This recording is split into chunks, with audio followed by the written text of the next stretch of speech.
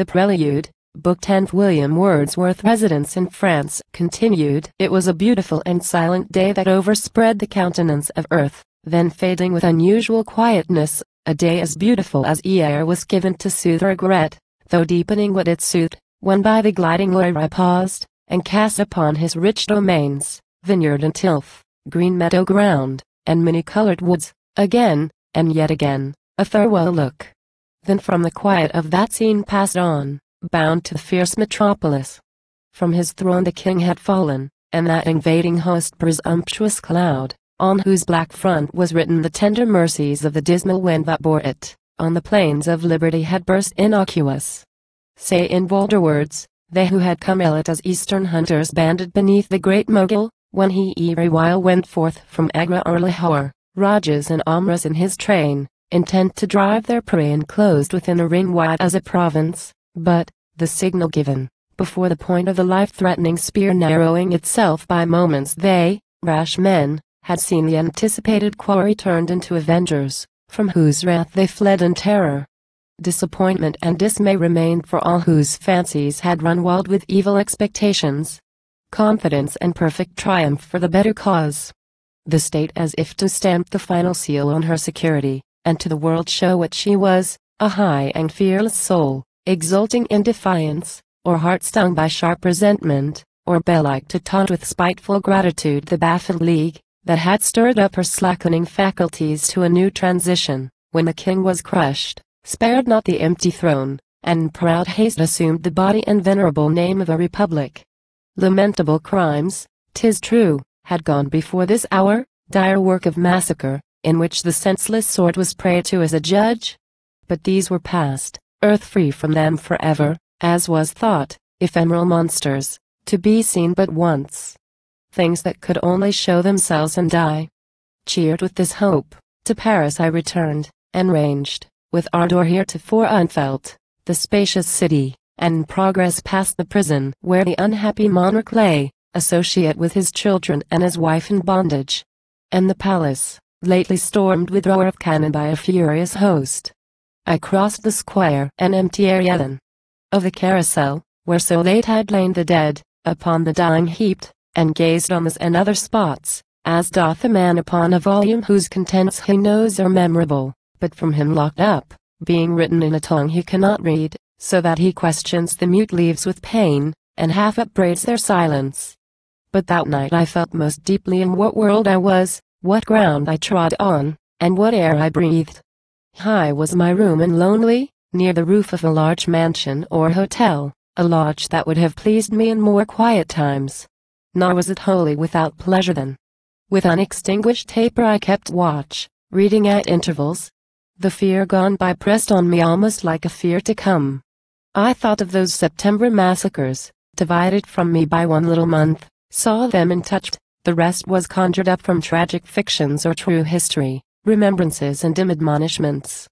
The horse is taught his manage, and no star of wildest course but treads back his own steps. For the spent hurricane the air provides as fierce a successor. The tide retreats but to return out of its hiding place in the great deep. All things have second birth. The earthquake is not satisfied at once. And in this way I wrought upon myself, until I seemed to hear a voice that cried, to the whole city, quo. Sleep no more. Quo. The trance fled with the voice to which it had given birth. But vainly comments of a calmer mind promise soft peace and sweet forgetfulness. The place, all hushed and silent as it was, appeared unfit for the repose of night, defenseless as a wood where tigers roam. With early morning towards the palace walk of Orleans eagerly I turned. As yet the streets were still. Not so those long arcades. There, mid a peal of ill-matched sounds and cries, that greeted me on entering, I could hear shrill voices from the hawkers in the throng, bawling, quo. Denunciation of the crimes of Maximilien Robespierre. Quo. The hand, prompt as the voice, held forth a printed speech, the same that had been recently pronounced, when Robespierre, not ignorant for what mark some words of indirect reproof had been intended, rose in hardihood, and dared the man who had an ill surmise of him to bring his charge in openness. Whereat, when a dead pause ensued, and no one stirred. In silence of all present, from his seat Louvet walked single through the avenue, and took his station in the tribune, saying, Ampersand quo. I, Robespierre, accuse thee. Ampersand quo. Well is known the inglorious issue of that charge, and how he, who had launched the startling thunderbolt, the one bold man, whose voice the attack had sounded, was left without a follower to discharge his perilous duty, and retired lamenting that heaven's best aid is wasted upon men who to themselves are false. But these are things of which I speak, only as they were storm or sunshine to my individual mind, no further. Let me then relate that now in some sort seeing with my proper eyes that liberty, and life, and death, would soon to the remotest corners of the land lie in the arbitrament of those who ruled the capital city. What was struggled for, and by what combatants victory must be won. The indecision on their part whose aims seemed best, and the straightforward path of those who in attack or in defense were strong through their impiety, my inmost soul was agitated. Yea, I could almost have prayed that throughout earth upon all men, by patient exercise of reason made worthy of liberty, all spirits filled with zeal expanding in truth's holy light, the gift of tongues might fall, and power arrive from the four quarters of the whence to do for France, what without help she could not do, a work of honor? Think not that to this I added, work of safety, from all doubt or trepidation, for the end of things far was I, far as angels are from guilt. Yet did I grieve, nor only grieved, but thought of opposition and of remedies, an insignificant stranger and obscure, and one, moreover, little graced with power of eloquence even in my native speech, and all unfit for tumult or intrigue, yet would I at this time with willing heart have undertaken for a cause so great service however dangerous. I revolved, how much the destiny of man had still hung upon single persons. That there was, transcendent to all local patrimony, one nature, as there is one sun in heaven. That objects, even as they are great, thereby do come within the reach of humblest eyes. That man is only weak through his mistrust and want of hope where evidence divine proclaims to him that hope should be most sure.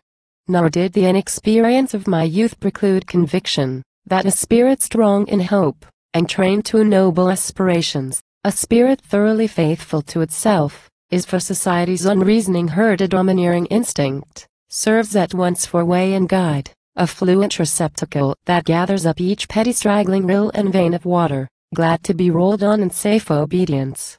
That a mind, whose rest is where it ought to be, in self-restraint, in circumspection and simplicity, falls rarely in entire discomfiture below its aim, or meets with, from without, a treachery that foils it or defeats. And, lastly, if the means on human will, frail human will, dependent should betray him who too boldly trusted them, I felt that mid the loud distractions of the world a sovereign voice subsists within the soul, arbiter undisturbed of right and wrong, of life and death, in majesty severe and joining, as may best promote the aims of truth and justice, either sacrifice, from whatsoever region of our cares or our infirm affections nature pleads, earnest and blind, against the stern decree.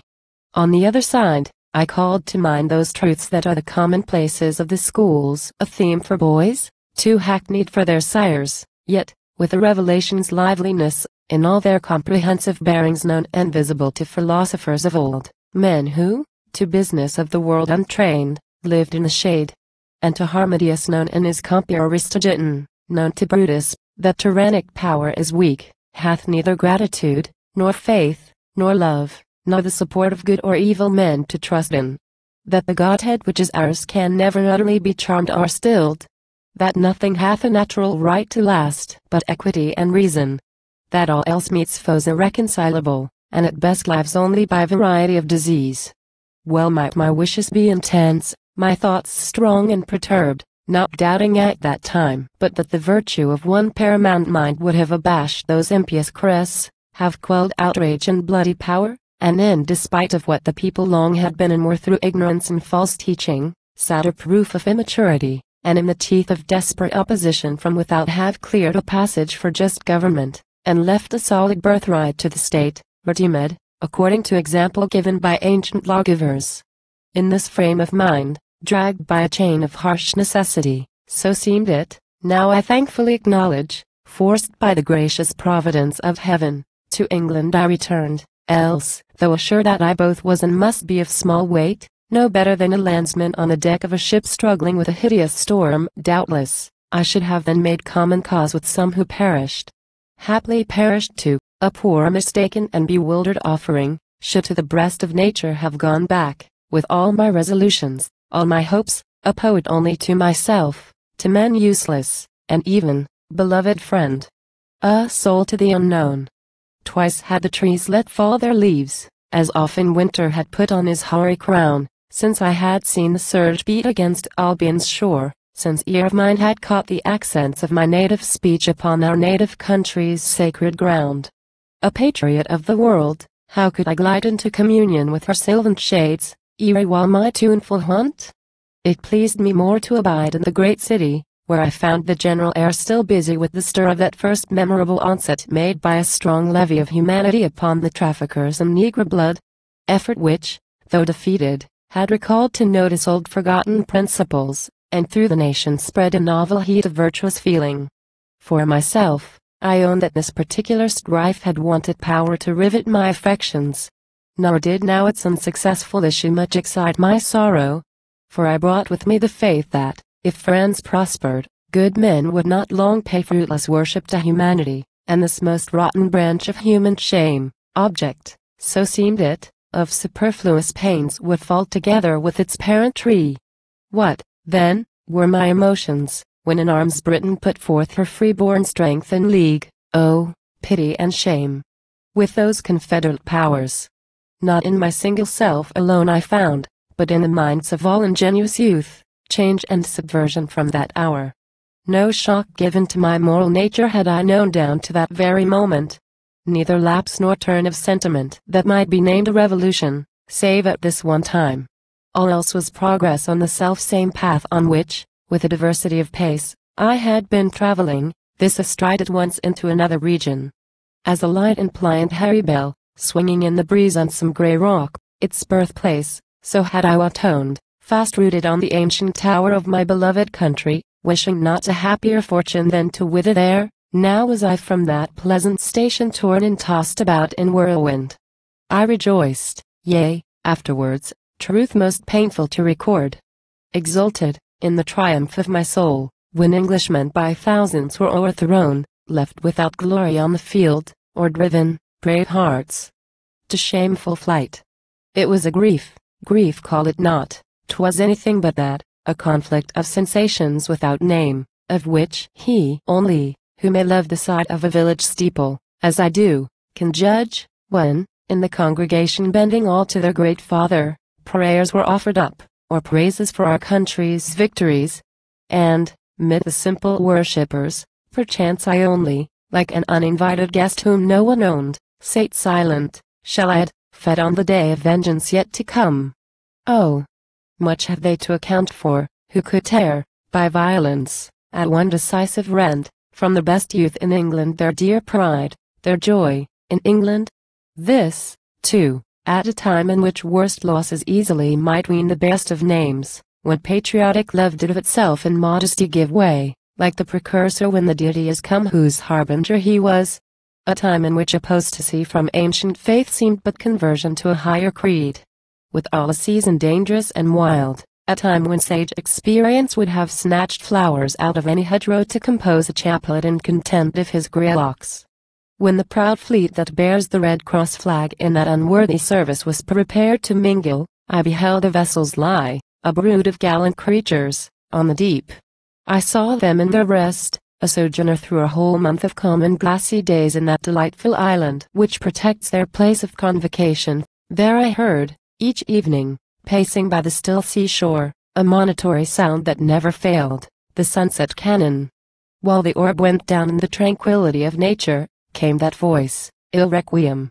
Seldom heard by me without the spirit overcast by dark imaginations, sense of woes to come, sorrow for humankind, and pain of heart.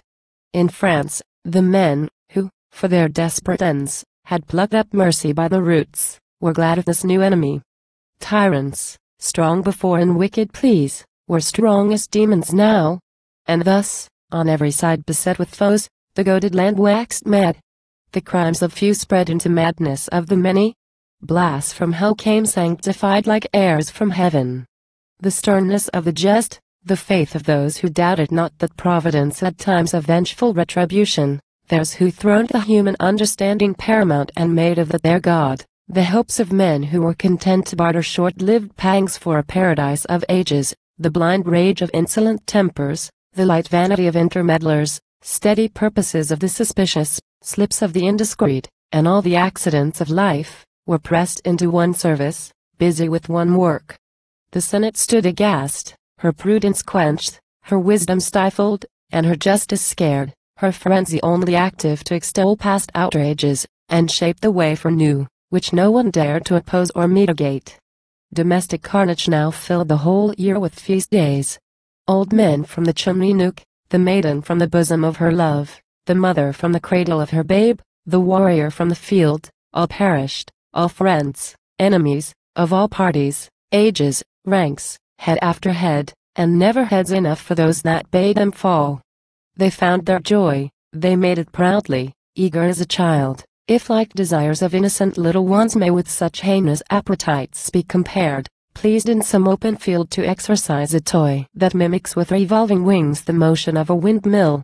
Though the air do of itself blow fresh, and make the veins spin in his eyesight, that contents him not, but with the plaything at arm's length, he sets his front against the blast, and runs amain, that it may whirl the faster.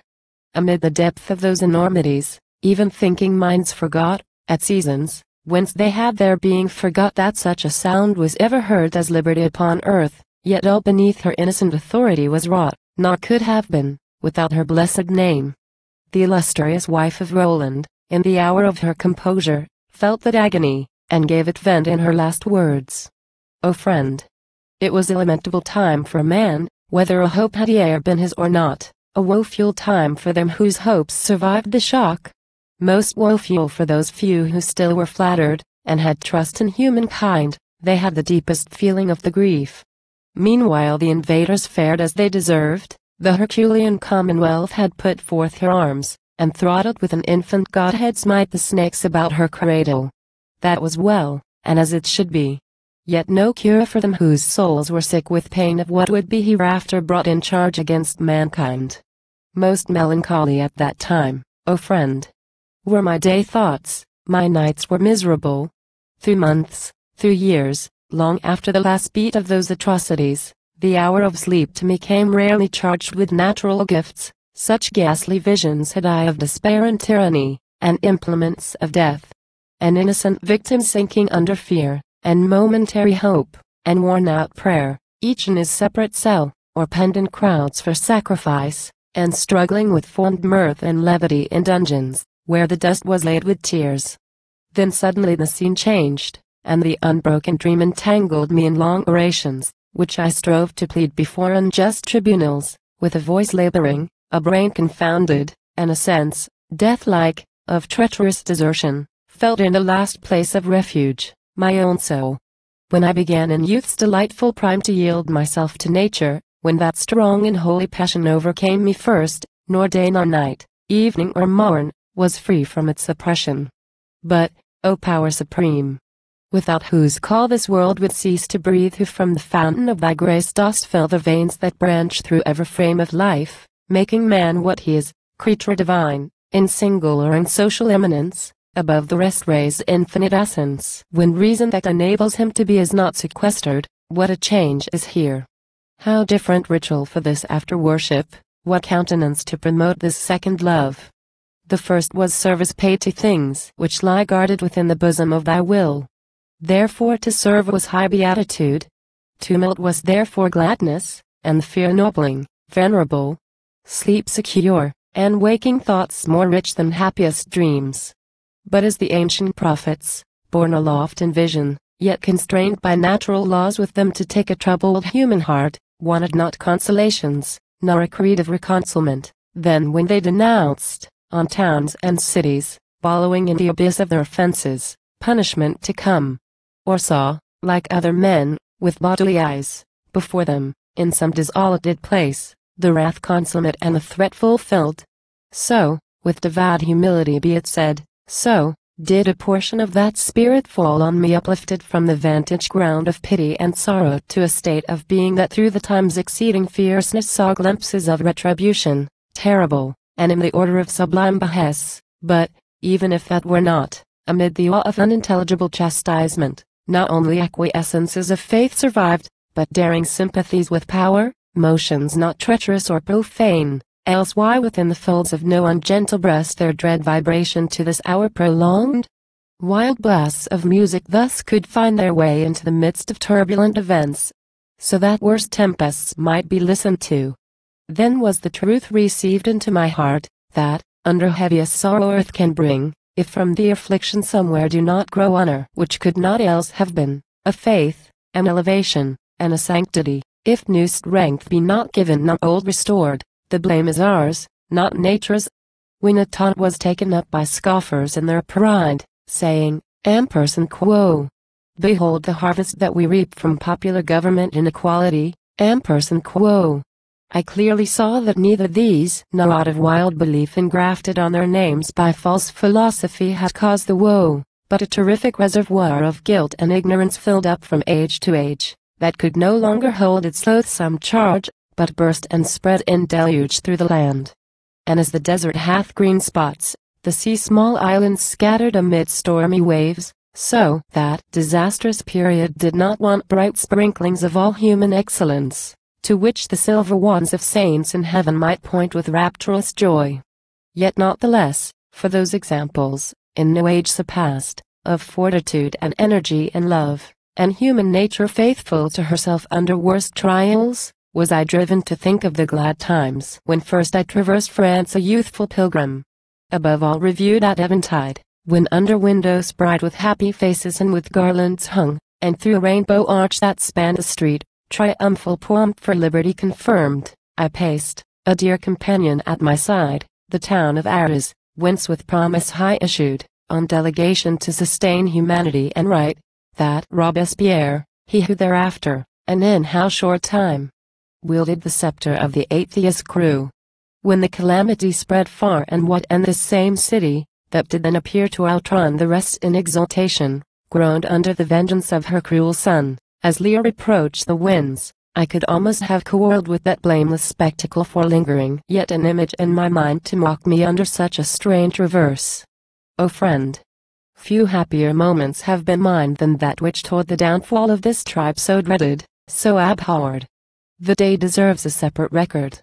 Over the smooth sands of Leven's ample estuary lay my journey, and beneath a genial sun, with distant prospect among gleams of sky and clouds and intermingling mountain tops, in one inseparable glory clad, creatures of one ethereal substance met in consistory, like a diadem or crown of burning seraphs as they sit in the empyrean.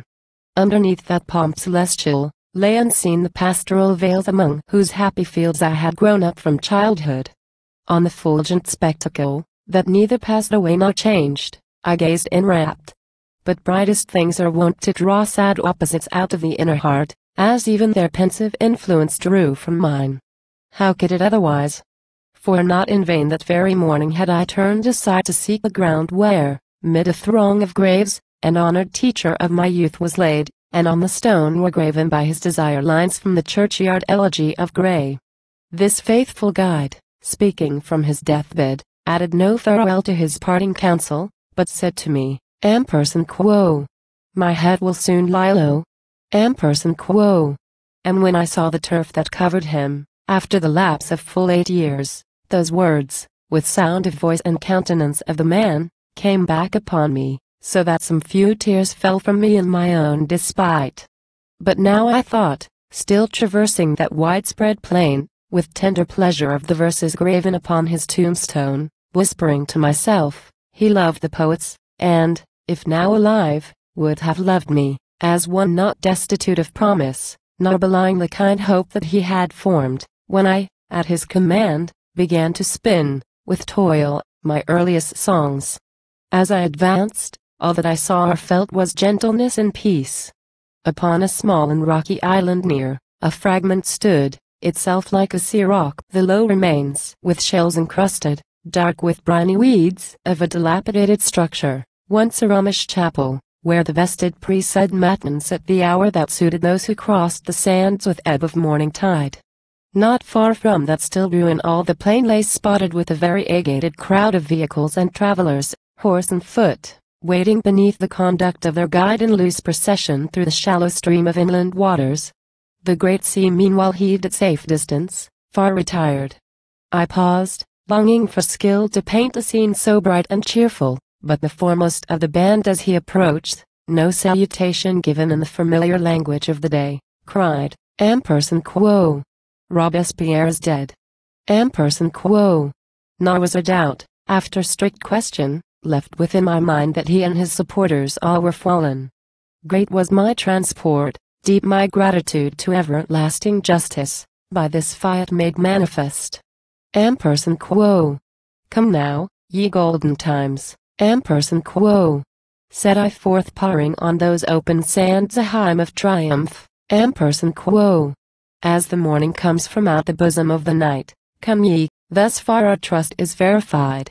Behold, they who with clumsy desperation brought a river of blood, and preached that nothing else could cleanse the Augean stable, by the might of their own helper have been swept away.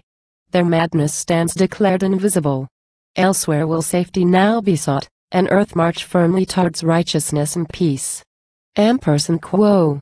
Then schemes I framed more calmly, when and how the madding factions might be tranquilized, and how through hardships manifold and long the glorious renovation would proceed. Thus interrupted by uneasy bursts of exultation, I pursued my way along that very shore which I had skimmed in former days, when spurting from the Vale of Nightshade, and St. Mary's mouldering fane, and the stone abbot, after circuit made in wantonness of heart, a joyous band of schoolboys hastening to their distant home along the margin of the moonlight sea we beat with thundering hoofs the level sand.